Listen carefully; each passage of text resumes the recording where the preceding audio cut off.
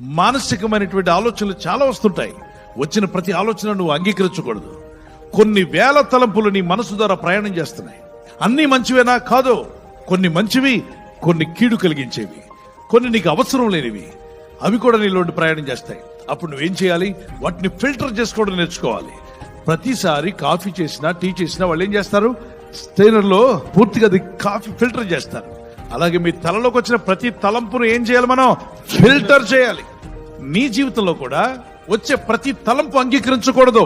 ప్రతిరోజు కూడా filter system నీలో ఉండాలి.